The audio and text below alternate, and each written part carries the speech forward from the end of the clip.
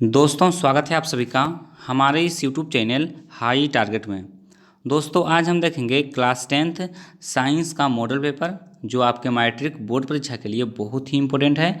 और दोस्तों इस मॉडल पेपर में टोटल हम लोग 80 ऑब्जेक्टिव क्वेश्चन देखेंगे जो आपके बोर्ड परीक्षा में आ सकते हैं। तो आप लोग वीडियो को पूरा जरूर देखें। और दोस्तों साथ में आपको इसका पीडीएफ भी डिस्क्रिप्शन में दे देंगे जहां से आप लोग इसका बाद में रिवीजन कर सकते हैं। तो चलिए हम लोग पहला क्वेश्चन से वीडियो को स्टार्ट करते हैं। देखिए पहला प्रश्न कहता है कि किस दर्पण की फोकस दूरी ऋणात्मक होता है। दोस्तों किस दर्पण की फोकस दूरी ऋणात्मक होता है तो हमारा उत्तर हो जाएगा अवतल दर्पण। दोस्तों अवतल दर्पण का फोकस दूरी हमेशा ऋणात्मक होता है। चलिए उसके बाद देखते हैं दूसरा प्रश्न।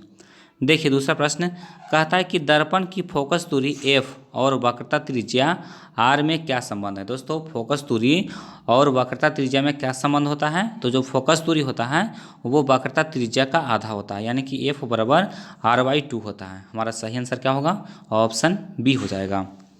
चलिए उसके बाद देखते हैं तीसरा क्वेश्चन। देखिए तीसरा प्रश्न कहता है कि सामान्य दृष्टि के लिए स्पष्ट दृष्टि की न्यूनतम दूरी है। दोस्तों सामान्य दृष्टि के लिए स्पष्ट दृष्टि की न्यूनतम दूरी कितनी होती है तो 25 सेंटीमीटर होती है। हमारा उत्तर क्या होगा ऑप्शन बी हो जाएगा। चलिए उसके बाद देखते हैं अगला प्रश्न। देखिए चौथा प्रश्न कहता है कि श्वेत प्रकाश का कौन सा रंग यानी कि कौन सा वर्ण किसी प्रिज्म से गुजरने के पश्चात सबसे कम झुकता है। दोस्तों श्वेत प्रकाश का वह कौन सा रंग है जो प्रिज्म से गुजरने के बाद सबसे कम झुकता है तो सबसे कम लाल रंग का झुकाव होता है और सबसे ज़्यादा बैंगनी रंग का होता है। तो हमारा उत्तर क्या होगा ऑप्शन सी होगा। चलिए उसके बाद देखते हैं पांचवा प्रश्न। देखिए कहता है कि मानव आँख की रेटिना द्वारा बनाई गई छवि होती है यानी कि जो मानव नेत्र के रेटिना पर प्रतिबिंब बनता है वो कैसा होता है तो वो वास्तविक और उल्टा होता है। कैसा होता है वास्तविक और उल्टा यानी कि हमारा उत्तर क्या हो जाएगा ऑप्शन बी हो जाएगा। चलिए उसके बाद देखते हैं छठा प्रश्न को। देखिए छठा प्रश्न ये भी मोस्ट इंपॉर्टेंट है। देखिए कहता है आकाश का रंग नीला प्रतीत होता है। दोस्तों आकाश का रंग नीला क्यों प्रतीत होता है तो प्रकाश के प्रकीर्णन के कारण आकाश का रंग है वो नीला प्रतीत होता है यानी कि हमारा उत्तर हो जाएगा ऑप्शन बी हो जाएगा। चलिए उसके बाद देखते हैं सातवां प्रश्न। देखिए कहता है किस दर्पण से वस्तु का प्रतिबिंब बड़ा बनता है। दोस्तों किस दर्पण से वस्तु का जो प्रतिबिंब है वो बड़ा बनता है तो बड़ा प्रतिबिंब बनाने के लिए हम लोग किसका प्रयोग करते हैं अवतल दर्पण का। और इसी का प्रयोग हम लोग हजामत बनाने के लिए यानी कि दाढ़ी बनाने के लिए करते हैं क्योंकि इसमें जो चेहरा होता है वो बड़ा दिखता है। चलिए उसके बाद देखते हैं आठवां प्रश्न। देखिए आठवां प्रश्न भी मोस्ट इंपॉर्टेंट है। देखिए कहता है कि निम्नलिखित में से कौन सा लेंस निकट दृष्टि दोष को ठीक करने के लिए उपयोग किया जाता है। दोस्तों निकट दृष्टि दोष को ठीक करने के लिए हम लोग किस लेंस का उपयोग करते हैं तो अवतल लेंस का उपयोग करते हैं। दूर दृष्टि के लिए उत्तल लेंस और निकट दृष्टि के लिए अवतल लेंस यानी कि हमारा उत्तर क्या हो जाएगा ऑप्शन सी हो जाएगा। चलिए उसके बाद देखते हैं नौवां प्रश्न। देखिए नौवां प्रश्न भी मोस्ट इंपॉर्टेंट है। देखिए कहता है कि निम्नांकित में से कौन सा उपकरण विद्युत धारा की उपस्थिति दर्शाता है यानी कि विद्युत धारा को हम लोग मापने के लिए किस उपकरण का प्रयोग करते हैं। तो देखिए हम लोग जानते हैं कि विद्युत धारा की माप के लिए हम लोग ए मीटर का प्रयोग करते हैं लेकिन आपको कहीं भी ए मीटर ऑप्शन में नहीं दिया हुआ है। यहाँ पर ऑप्शन क्या दिया हुआ है गैल्वेनोमीटर यानी कि गैल्वेनोमीटर के द्वारा भी हम लोग विद्युत धारा की उपस्थिति को जांचते हैं। तो अगर ऑप्शन में ए मीटर ना दे करके गैल्वेनोमीटर रहे तो हमारा उत्तर क्या होगा गैल्वेनोमीटर होगा। और अगर गैल्वेनोमीटर के जगह पर ए मीटर रहेगा तो हमारा उत्तर क्या हो जाएगा ए मीटर हो जाएगा। तो इसको आपको ध्यान में रखना है। चलिए उसके बाद देखते हैं 10वां प्रश्न। देखिए 10वां प्रश्न मोस्ट इंपॉर्टेंट है। देखिए कहता है दाएं हाथ के अंगूठे के नियम को किसने प्रतिपादित किया। दोस्तों दाएं हाथ के अंगूठे के नियम को किसने प्रतिपादित किया तो मैक्सवेल ने प्रतिपादित किया यानी कि हमारा उत्तर क्या हो जाएगा ऑप्शन डी हो जाएगा मैक्सवेल। चलिए उसके बाद देखते हैं 11वां क्वेश्चन। देखिए कहता है विभवांतर का ये सही मात्रक होता है। दोस्तों विभवांतर का ये सही मात्रक क्या होता है वोल्ट होता है। विभवांतर का सही मात्रक क्या होता है वोल्ट यानी कि ऑप्शन ए हमारा बिल्कुल सही आंसर है। चलिए उसके बाद देखते हैं अगला प्रश्न। देखिए 12 नंबर सवाल ये भी मोस्ट इंपॉर्टेंट सवाल है। देखिए कहता है कि निम्नलिखित में से किस संयोजन द्वारा प्रतिरोध का मान बढ़ता है, यानी कि हम लोग कौन से संयोजन करेंगे जिसमें प्रतिरोध का जो मान होगा वो बढ़ता है। तो यानी कि हमारा उत्तर क्या होगा, श्रेणी क्रम। यानी कि प्रतिरोध को जब हम लोग श्रेणी क्रम में जोड़ेंगे, यानी कि देखिए प्रतिरोध को हम लोग अगर इस तरह से जोड़ेंगे तो प्रतिरोध का मान होगा वो बढ़ जाएगा। चलिए उसके बाद देखते हैं 13 नंबर सवाल। देखिए 13वां क्वेश्चन कहता है कि चुंबकीय बल रेखा की प्रकृति होती है। दोस्तों चुंबकीय बल रेखा जो होता है वो कैसा होता है, काल्पनिक होता है, यानी कि उसको हम लोग नहीं देख सकते हैं, सिर्फ हम लोग कल्पना कर सकते हैं। देखिए चुंबकीय बल रेखा जैसे एक चुंबक है तो देखिए इस तरह से चुंबकीय बल रेखा उस पर होता है, यानी कि यह काल्पनिक रेखा होता है। हमारा उत्तर क्या हो जाएगा, ऑप्शन ए हो जाएगा। चलिए उसके बाद देखते हैं 14 नंबर सवाल। देखिए कहता है कि 1 किलोवाट घंटा किसके बराबर होता है। दोस्तों 1 किलोवाट घंटा किसके बराबर होता है, तो हमारा उत्तर हो जाएगा 3.6 गुने 10⁻6 जूल, यानी कि ऑप्शन सी हमारा बिल्कुल सही आंसर है। इसको आप लोग अच्छी तरह से याद कर लीजिए, ये सब प्रश्न आपके बोर्ड परीक्षा में पूछे जा सकते हैं। चलिए उसके बाद हम लोग देखते हैं 15 नंबर सवाल। देखिए कहता है कि नवीकरणीय ऊर्जा का स्रोत क्या है। दोस्तों नवीकरणीय ऊर्जा का स्रोत क्या है, तो सौर ऊर्जा हमारा आंसर हो जाएगा, यानी कि ऑप्शन में आपको दिया हुआ है सौर ऊर्जा। तो सौर ऊर्जा कैसा स्रोत है, नवीकरणीय ऊर्जा का स्रोत है।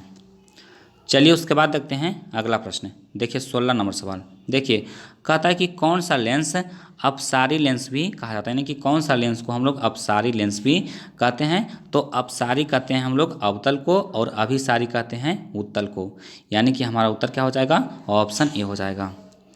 चलिए उसके बाद देखते हैं अगला प्रश्न। देखिए 17 नंबर सवाल कहता है कि प्रकाश का प्राथमिक वर्ण कौन है, यानी कि प्रकाश का जो प्राथमिक रंग है वो कौन सा है, तो प्राथमिक रंग है लाल, हरा और नीला। दोस्तों प्राथमिक रंग कौन कौन है, लाल, हरा और नीला, यानी कि हमारा उत्तर क्या हो जाएगा, ऑप्शन डी हो जाएगा, उपरोक्त सभी। चलिए उसके बाद देखते हैं अगला प्रश्न। देखिए 18वां क्वेश्चन, ये भी मोस्ट इंपोर्टेंट है। देखिए कहता है कि निम्नलिखित में से कौन नेत्र का रंगीन भाग होता है। दोस्तों नेत्र का रंगीन भाग कौन होता है, तो नेत्र का रंगीन भाग होता है आइरिस, यानी कि ऑप्शन डी हमारा बिल्कुल सही आंसर है। चलिए उसके बाद देखते हैं 19वां क्वेश्चन। देखिए मोस्ट इंपोर्टेंट क्वेश्चन है।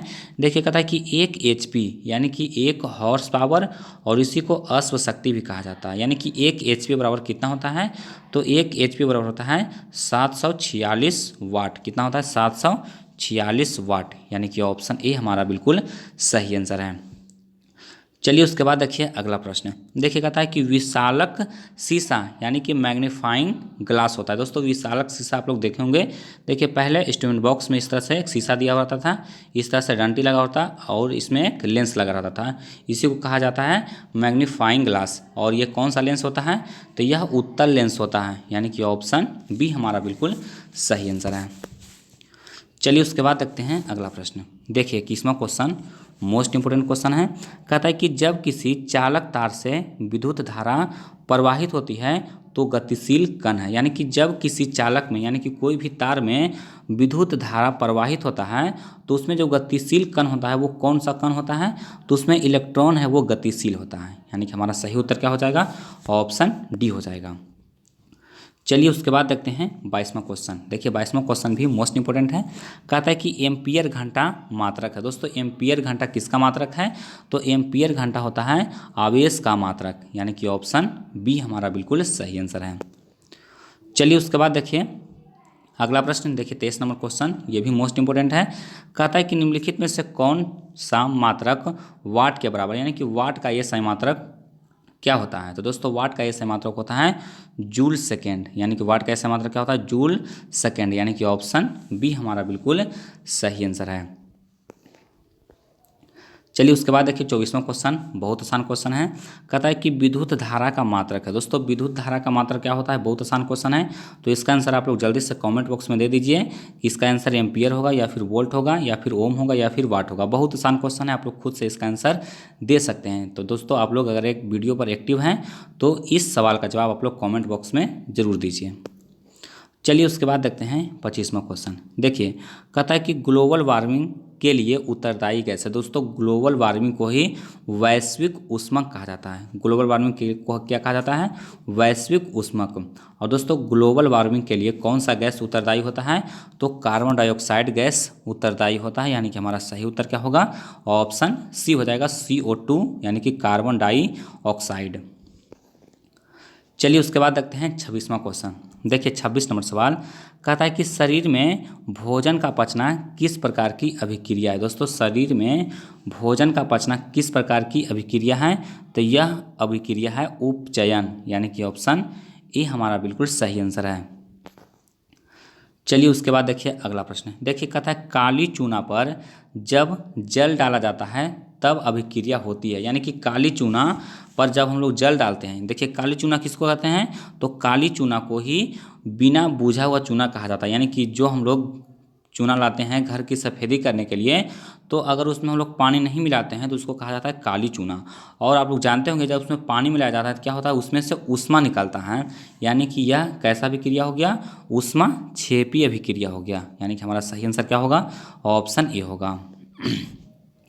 चलिए उसके बाद देखते हैं 28वां क्वेश्चन। देखिए 28वां क्वेश्चन कहता है कि निम्नलिखित में से कौन सबसे अधिक अभिक्रियाशील है?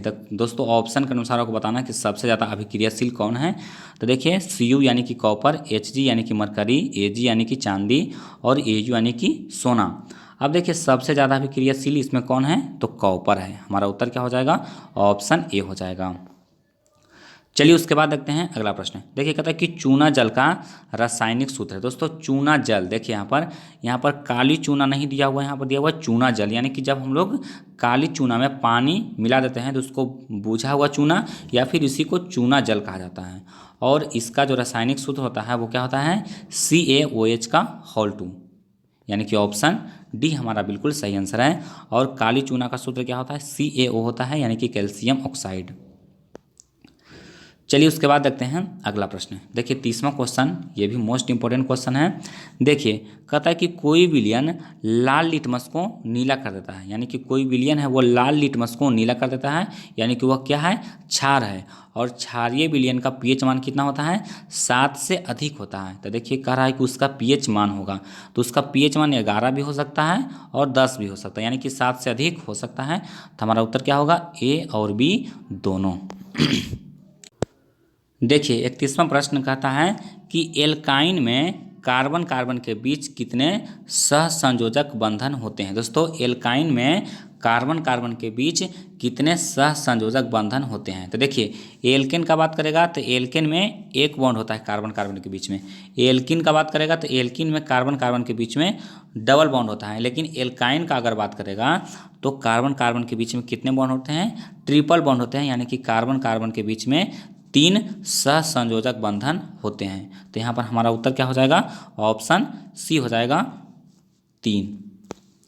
चलिए उसके बाद देखते हैं 32वां क्वेश्चन। देखिए बहुत आसान क्वेश्चन है। कहता है ग्लूकोज का आणविक सूत्र क्या है? दोस्तों बहुत इंपॉर्टेंट क्वेश्चन, इसको आप लोग को याद कर लेना है। ग्लूकोज का आणविक सूत्र क्या होता है? C6H12O6, यानी कि ऑप्शन ए हमारा बिल्कुल सही आंसर है।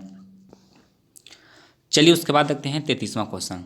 देखिए कहता है उच्च वसीय अम्लों के सोडियम लवण कहलाते हैं। दोस्तों उच्च वसीय अम्लों के सोडियम लवण क्या कहलाते हैं? साबुन कहलाते हैं, यानी कि हमारा उत्तर क्या होगा? ऑप्शन ए हो जाएगा। चलिए उसके बाद देखिए अगला प्रश्न 34 नंबर सवाल बहुत इंपॉर्टेंट है। देखिए कहता है CHO अभिक्रियाशील मूलक को कहते हैं। दोस्तों CHO अगर रहेगा तो उसको हम लोग क्या कहते हैं? एल्डिहाइड कहते हैं, यानी कि हमारा उत्तर क्या होगा? ऑप्शन ए हो जाएगा एल्डिहाइड। और सिर्फ OH रहेगा तो एल्कोहल। चलिए उसके बाद देखते हैं अगला प्रश्न। देखिए 35 नंबर सवाल मोस्ट इंपॉर्टेंट है। देखिए कहता है कि आवर्त सारणी के किसी आवर्त में बाएं से दाएं जाने पर तत्वों की परमाणु त्रिज्या, अगर हम लोग बाएं से दाएं की ओर जाएंगे जो त्रिज्या होगा वो घटता है, यानी कि हमारा उत्तर क्या होगा? ऑप्शन ए हो जाएगा। चलिए उसके बाद देखते हैं अगला प्रश्न। देखिए ये भी प्रश्न मोस्ट इंपॉर्टेंट है। देखिए कहता है कि निम्नलिखित तत्वों को उनके अधातु गुण के अनुसार बढ़ते क्रम में सजाएं। दोस्तों कहता है कि निम्नलिखित तत्व, देखिए तत्व यहाँ पर दिया हुआ है, उसको कह रहा है कि अधातु गुण के अनुसार क्या करना है? बढ़ते क्रम में सजाना है। तो देखिए इसमें सबसे पहले क्या हो जाएगा, लिथियम हो जाएगा यानी कि Li, उसके बाद कौन हो जाएगा, बेरिलियम यानी कि Be, देखिए उसके बाद कार्बन, उसके बाद ऑक्सीजन, उसके बाद फ्लोरीन, यानी कि हमारा उत्तर क्या हो जाएगा, ऑप्शन बी हो जाएगा। इसको आप लोग ध्यान में रखिए अच्छी तरह से, इसको आप लोग समझ करके बना सकते हैं। चलिए उसके बाद देखते हैं 37 नंबर सवाल। देखिए 37वां क्वेश्चन कहता है कि सिलिकन क्या है। दोस्तों सिलिकन क्या है, तो सिलिकन एक उपधातु है, यानी कि धातु और अधातु दोनों का गुण इसमें पाया जाता है। चलिए उसके बाद देखते हैं 38 नंबर सवाल। देखिए 38वां सवाल मोस्ट इंपोर्टेंट है। देखिए कहता है कि निम्नलिखित में कौन विद्युत धनात्मक तत्व। दोस्तों विद्युत धनात्मक तत्व कौन है, तो देखिए कार्बन, उसके बाद क्लोरीन, उसके बाद सोडियम और फास्फोरस। तो इसमें विद्युत धनात्मक कौन होता है, सोडियम होता है, यानी कि Na। हमारा सही उत्तर क्या होगा, ऑप्शन सी हो जाएगा। चलिए उसके बाद देखिए अगला प्रश्न। देखिए कहता है कि टिहरी बांध का निर्माण किस प्रदेश में किया गया है। दोस्तों टिहरी बांध का निर्माण किस प्रदेश में किया गया है, तो उत्तराखंड में किया गया है, यानी कि हमारा उत्तर क्या हो जाएगा, ऑप्शन बी हो जाएगा। चलिए उसके बाद देखिए 40 नंबर सवाल। देखिए 40वां क्वेश्चन ये भी मोस्ट इंपोर्टेंट सवाल है। देखिए कहता है कि निम्नलिखित में से किस धातु को केरोसिन तेल में डुबोकर रखा जाता है, यानी कि मिट्टी के तेल में डुबोकर रखा जाता है। तो दोस्तों किसको मिट्टी के तेल में डुबोकर रखा जाता है, तो सोडियम और पोटेशियम को। हमारा उत्तर क्या हो जाएगा, ऑप्शन ए हो जाएगा, सोडियम। चलिए उसके बाद देखते हैं अगला प्रश्न। देखिए कहता है कि अपमार्जक से बनाए जाते हैं। दोस्तों अपमार्जक से क्या बनाए जाते हैं, तो देखिए अपमार्जक मतलब क्या हुआ, अपमार्जक हम लोग सर्फ को कहते हैं। तो देखिए Surf Excel, shampoo, easy Surf और उपरोक्त सभी दिया हुआ है। तो हमारा उत्तर हो जाएगा ऑप्शन डी हो जाएगा, उपरोक्त सभी। चलिए उसके बाद देखिए कहता है कि सौर सेल में किसका उपयोग होता है। दोस्तों सौर सेल यानी कि जो सोलर प्लेट बनाया जाता है, जिससे हम लोग विद्युत ऊर्जा को उसमें हम लोग ऊष्मा ऊर्जा को यानी कि प्रकाश ऊर्जा को हम लोग विद्युत ऊर्जा में चेंज करते हैं, उसको हम लोग सौर सेल कहते हैं। तो सौर सेल में किसका प्रयोग होता है, तो उच्च क्वालिटी का सिलिकॉन जो होता है उसका प्रयोग किया जाता है। और ये क्या है, सिलिकॉन क्या है, तो अर्धचालक है। चलिए उसके बाद देखते हैं अगला प्रश्न। देखिए 43 नंबर सवाल कहता है कि निम्नलिखित में से किसका उपयोग खाना बनाने वाले ईंधन में नहीं होता है। दोस्तों खाना बनाने वाले ईंधन में किसका उपयोग नहीं होता है, बहुत इंपॉर्टेंट क्वेश्चन है, बार बार एग्जाम में पूछा जाता है। तो देखिए आपको ऑप्शन दिया हुआ है CNG यानी कि कंप्रेस्ड नेचुरल गैस, उसके बाद LPG आप लोग जानते होंगे लिक्विफाइड पेट्रोलियम गैस, जिसका उपयोग हम लोग रसोई गैस के रूप में करते हैं, फिर बायोगैस और कोयला। तो दोस्तों LPG, बायोगैस और कोयला तीनों का प्रयोग हम लोग खाना बनाने वाले ईंधन में करते हैं, लेकिन CNG का प्रयोग अभी खाना बनाने वाले ईंधन में नहीं होता है। हमारा उत्तर क्या होगा, ऑप्शन ए होगा। चलिए उसके बाद देखिए 44 नंबर सवाल। इसमें आपको एक अभिक्रिया दिया हुआ है। क्या दिया हुआ है, तो 2Cu + O2 अभिक्रिया करके क्या बना रहा है, 2CuO। अब कह रहा है कि यह अभिक्रिया है वो किस तरह का अभिक्रिया है, तो देखिए इसमें क्या हो रहा है, ऑक्सीजन का योग हो रहा है। यहाँ पर देखिए कॉपर के साथ ऑक्सीजन जुड़ रहा है, यानी कि यह कैसा अभिक्रिया है, तो ऑक्सीकरण अभिक्रिया है। चलिए उसके बाद देखिए अगला। देखिए 45 नंबर सवाल कहता है कि निम्नलिखित में से कौन सा समीकरण संतुलित नहीं है। दोस्तों कौन सा समीकरण संतुलित नहीं है, तो देखिए संतुलित समीकरण किसको कहते हैं, जिसमें दोनों तरफ तत्वों की संख्या समान हो। तो आप लोग को देखना है कि कौन से ऑप्शन में तत्वों की संख्या दोनों तरफ समान नहीं है, और आपको कमेंट करके बता देना है कि कौन सा समीकरण है वो संतुलित नहीं है। ये बहुत आसान क्वेश्चन है, इसको आप लोग एक बार खुद से ट्राई कर लीजिए। चलिए उसके बाद देखते हैं 46 नंबर सवाल। देखिए 46 नंबर सवाल कहता है कि उदासीन विलयन का pH मान होता है। दोस्तों उदासीन विलयन का pH मान कितना होता है, तो 7 के बराबर होता है, यानी कि ऑप्शन ए हमारा बिल्कुल सही आंसर है। चलिए उसके बाद देखिए कहता है कि निम्नलिखित में से कौन दुर्बल अम्ल है। दुर्बल मतलब क्या होता है, कमजोर होता है, और प्रबल मतलब क्या होता है, मजबूत होता है। तो देखिए इसमें आपको बताना है कि कौन दुर्बल अम्ल है। तो दुर्बल अम्ल किसको कहेंगे हम लोग, जिसमें कार्बन की मात्रा ज़्यादा होगा उसको हम लोग दुर्बल अम्ल कहेंगे। तो देखिए यहाँ पर HNCO3, उसके बाद HCl, उसके बाद देखिए CH3COOH और H2SO4। तो आप लोग जानते होंगे कि ये तीनों अम्ल है वो प्रबल अम्ल है, और दुर्बल अम्ल कौन है, ऑप्शन सी में दिया हुआ है, यानी कि हमारा सही उत्तर क्या हो जाएगा, ऑप्शन सी हो जाएगा। चलिए उसके बाद देखते हैं अगला प्रश्न। देखिए 48 नंबर क्वेश्चन, ये भी मोस्ट इंपोर्टेंट है। देखिए कहता है क्रायोलाइट अयस्क है। दोस्तों बॉक्साइट, कोरंडम, करायोलाइट, ये सब जो अयस्क है वो किसका है? एल्यूमिनियम का है। हमारा उत्तर क्या होगा? ऑप्शन डी हो जाएगा। चलिए उसके बाद देखते हैं अगला प्रश्न। देखिए 49वां क्वेश्चन कहता है कि पोटेशियम की परमाणु संख्या है। दोस्तों पोटेशियम का परमाणु संख्या कितना होता है? तो पोटेशियम का परमाणु संख्या होता है 19। उसके बाद होता है कैल्शियम का 20। आपको परमाणु संख्या कम से कम 30 तक याद करके रखना है। आपको ज़्यादातर इसी में के अंदर प्रश्न पूछे जाते हैं। चलिए उसके बाद देखिए कहता है कि फॉर्मिक अम्ल का IUPAC नाम। दोस्तों फॉर्मिक अम्ल है वो चींटी के डंक में पाया जाता है, आपको पता होगा। तो इसी का IUPAC नाम बताना है कि इसका IUPAC नाम क्या होता है? तो फॉर्मिक अम्ल को मेथिनोइक अम्ल के भी नाम से हम लोग जानते हैं। हमारा उत्तर क्या हो जाएगा? ऑप्शन ये हो जाएगा। चलिए उसके बाद देखते हैं अगला प्रश्न। देखिए कहता है इथाइल अल्कोहल का अणुसूत्र है। दोस्तों इथाइल अल्कोहल का अणुसूत्र क्या होता है? देखिए मीथ, उसके बाद ईथ मतलब होता है 2। तो इसमें कार्बन की संख्या कितना होगा? 2 होगा और साथ में अल्कोहल होगा, तो यानी कि C2H5OH, यानी कि हमारा सही उत्तर क्या हो जाएगा? ऑप्शन सी हो जाएगा।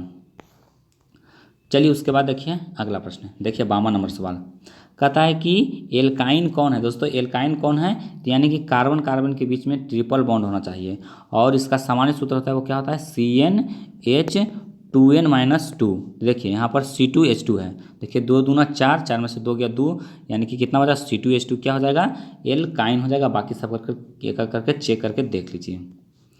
चलिए उसके बाद देखिए 53 नंबर सवाल कहता है कि चीनी का रासायनिक सूत्र है। दोस्तों चीनी का रासायनिक सूत्र क्या होता है?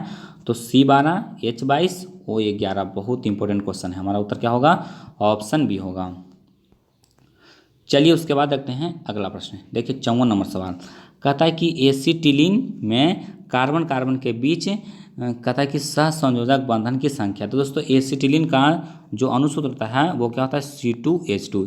यानी कि हम लोग वेल्डिंग के रूप में, वेल्डिंग वाला जो गैस होता है उसमें हम लोग एसिटिलीन का प्रयोग करते हैं और एसिटिलीन का अणुसूत्र क्या होता है? C2H2।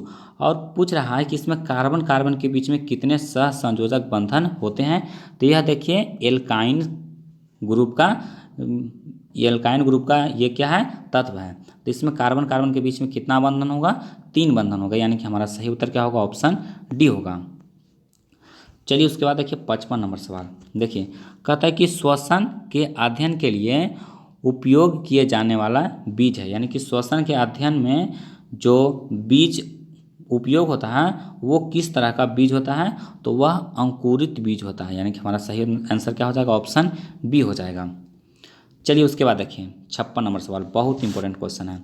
देखिए मानव वृक्क, यानी कि वृक्क मतलब क्या होता है? किडनी, किस प्रणाली का एक हिस्सा है? तो दोस्तों जो किडनी है वो उत्सर्जन प्रणाली का एक हिस्सा है। हमारा उत्तर क्या होगा? ऑप्शन सी होगा। देखिए प्रश्न इस तरह से पूछ सकता है कि वृक्क किससे संबंधित है? दोस्तों वृक्क किससे संबंधित है? तो वृक्क है वो उत्सर्जन से संबंधित है। चलिए उसके बाद देखिए 57 नंबर सवाल, बहुत इंपॉर्टेंट है। कहता है कि पौधे में जाइलम निम्नलिखित में से किसके परिवहन के लिए जिम्मेवार है? यानी कि किसके परिवहन के लिए उत्तरदायी होता है? तो दोस्तों जो जाइलम होता है वो जल यानी कि पानी के परिवहन के लिए जिम्मेवार होता है और जो फ्लोएम होता है वो भोजन परिवहन के लिए उत्तरदायी होता है, यानी कि जिम्मेवार होता है। तो अगर जाइलम की जगह फ्लोएम रहे तो यहाँ पर भोजन हो जाएगा और जाइलम है तो जल हो जाएगा। चलिए उसके बाद देखिए कहता है कि श्वसन के दौरान कौन सी गैस निकलती है? दोस्तों श्वसन के दौरान कौन सी गैस निकलती है? तो हम लोग ऑक्सीजन लेते हैं और कार्बन डाइऑक्साइड छोड़ते हैं। यहाँ पर पूछ रहा है कि निकलती है, मतलब कि कौन सी गैस निकलती है? कार्बन डाइऑक्साइड गैस निकलती है। चलिए उसके बाद देखिए अगला प्रश्न। देखिए कहता है कि फलों को पकाने के लिए निम्नलिखित में से किससे नियंत्रित किया जाता है? दोस्तों फलों को पकाने के लिए हम लोग इथिलीन का प्रयोग करते हैं, यानी कि ऑप्शन सी हमारा बिल्कुल सही आंसर है। देखिए जो हम लोग फल के पकाने के लिए कार्बेट का प्रयोग करते हैं तो कार्बेट में से कौन सा गैस निकलता है? इथिलीन गैस निकलता है, यानी कि एसिटिलीन इसी को भी कहा जाता है, इथिलीन को ही। तो हमारा उत्तर क्या होगा? ऑप्शन सी होगा। चलिए उसके बाद देखिए 60 नंबर सवाल। देखिए 60वां क्वेश्चन कहता है कि न्यूरॉन का वह हिस्सा जहां जानकारी हासिल की जाती है। दोस्तों न्यूरॉन का वह हिस्सा जहां जानकारी हासिल की जाती है इसको क्या कहा जाता है? डेंड्राइट कहा जाता है। हमारा उत्तर क्या होगा? ऑप्शन ये हो जाएगा। चलिए उसके बाद देखिए अगला क्वेश्चन बहुत इंपॉर्टेंट क्वेश्चन है। देखिए, कहता है कि निम्नलिखित में से कौन आपातकाल का हार्मोन है। दोस्तों, आपातकाल का हार्मोन किसे कहा जाता है? तो एड्रीनालिन कहा जाता है। किसको कहा जाता है? एड्रीनालिन को, यानी कि ऑप्शन ए हमारा बिल्कुल सही आंसर है।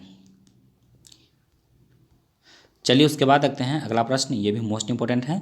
देखिए 62 नंबर क्वेश्चन कहता है कि निम्नलिखित में से कहता है कि कौन सी अनैच्छिक क्रिया नहीं है। दोस्तों, निम्नलिखित में से कौन अनैच्छिक क्रिया नहीं है? तो देखिए, अनैच्छिक क्रिया कौन नहीं है? चबाना, यानी कि जो चबाना है वो हम लोग के इच्छा पर निर्भर है, अनैच्छिक नहीं है। जैसे दिल का धड़कना, उल्टी आना, अत्यधिक लार आना, ये सब जो है अनैच्छिक क्रिया। लेकिन चबाना कैसी क्रिया?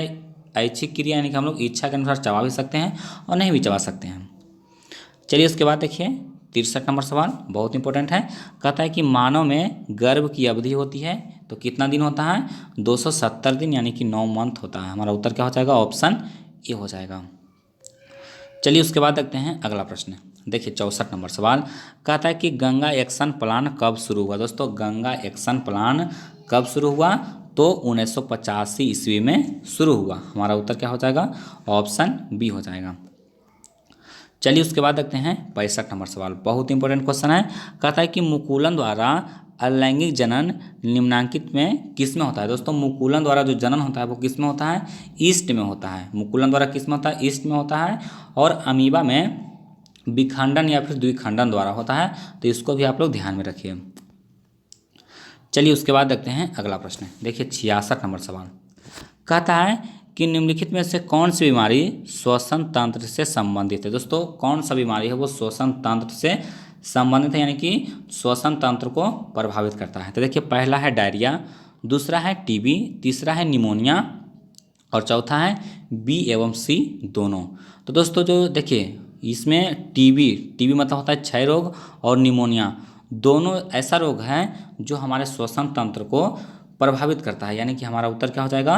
बी और सी दोनों, यानी कि ऑप्शन डी हमारा यहाँ पर बिल्कुल सही आंसर है।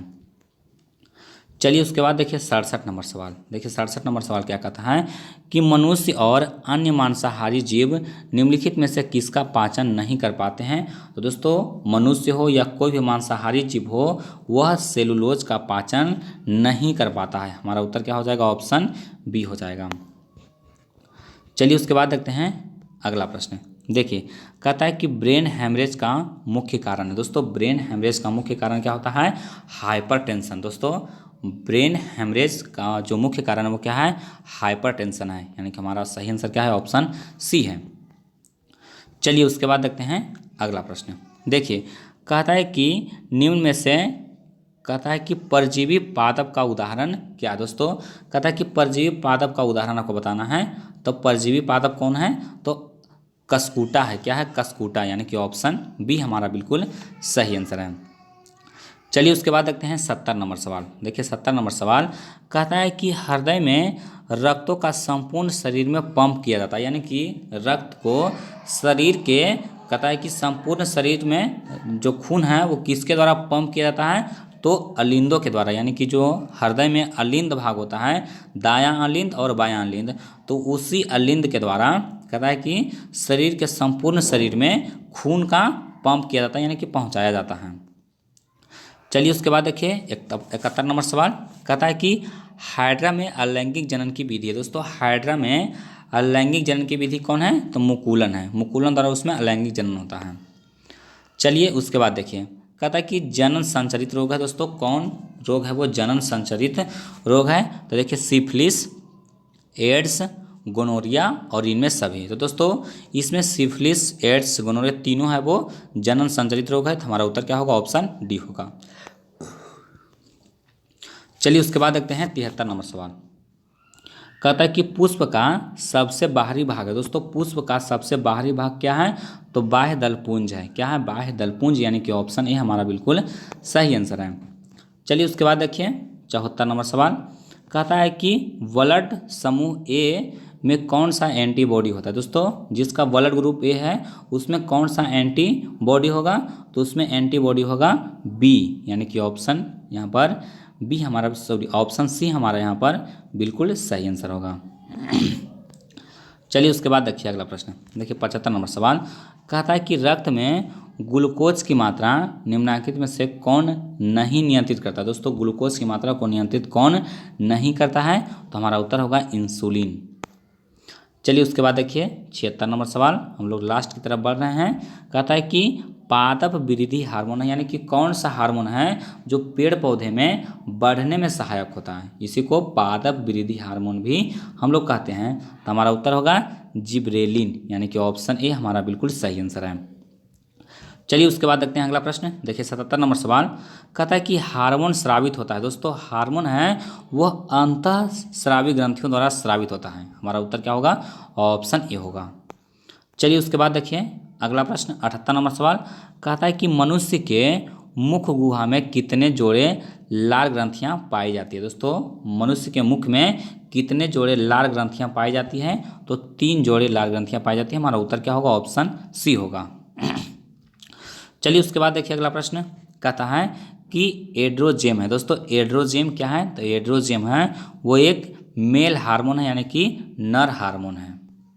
चलिए उसके बाद देखिए अगला प्रश्न 80 नंबर सवाल बहुत इंपॉर्टेंट है। कहता है कि मटर को अपने प्रयोग के लिए किसने चुना था? दोस्तों मटर को अपने प्रयोग के लिए किसने चुना था? तो ग्रेगर जॉन मेंडल ने चुना था, यानी कि हमारा सही आंसर क्या होगा? ऑप्शन ए होगा।